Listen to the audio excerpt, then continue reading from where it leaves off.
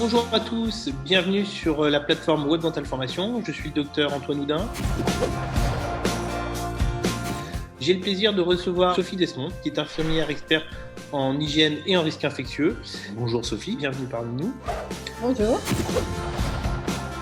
Sophie, en quoi cette formation est-elle fondamentale et diffère-t-elle de la formation initiale de nos assistantes dentaires ? Alors, la plus-value de cette formation, c'est l'aspect compréhension des mesures d'hygiène. Donc, c'était important déjà de faire comprendre aux gens pourquoi on leur demande de faire telle chose par rapport à l'hygiène et par rapport à la stérilisation et pouvoir se les approprier.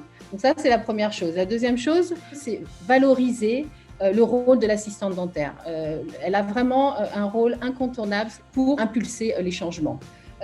Troisième point, on a voulu aussi que les assistantes dentaires se projettent au quotidien dans leur pratique. Recevoir des messages en matière d'hygiène et de stérilisation, c'est bien, mais il faut pouvoir reconcentrer ces messages dans son activité, à savoir ses locaux, quels sont les locaux architecturaux, l'organisation et l'activité spécifique du chirurgien dentiste. Donc tout ça, c'est ce qui fait la plus-value de cette formation et c'est pour ça qu'elle a été construite en partenariat avec une formatrice assistante dentaire qui a vraiment fait un bilan des choses qui allaient et qui n'allaient pas et comment on peut faire évoluer les choses et comment on peut faire respecter les bonnes pratiques qui sont celles que l'on demande. Aujourd'hui, cette formation, elle est obligatoire.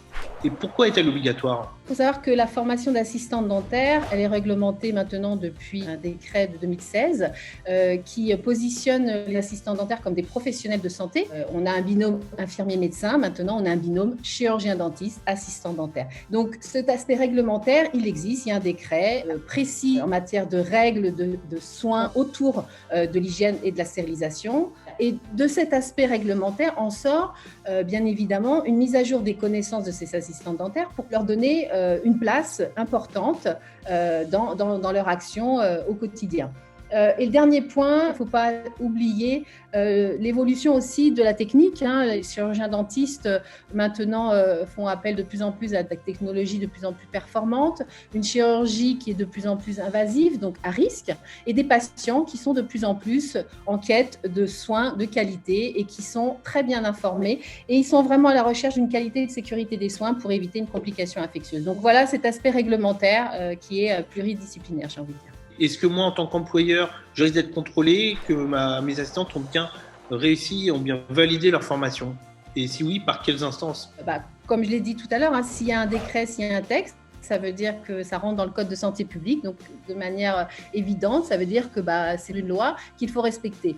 Donc si c'est pas respecté, il va y avoir des contrôles, ça peut être le Conseil de l'ordre des chirurgiens dentistes, ça peut être les autorités sanitaires comme les ARS qui ont un contrôle de sécurité et de qualité des soins auprès des professionnels de santé libéraux. Et en plus, il y a vraiment cette dimension de partage de responsabilité, je l'ai dit tout à l'heure, assistant dentaire, chirurgien dentiste, les deux ont un rôle à jouer pour la qualité et la sécurité des soins du patient qui reçoit ces soins. Le chirurgien dentiste doit mettre à disposition les moyens nécessaires pour que l'assistant dentaire puisse travailler dans d'autres conditions.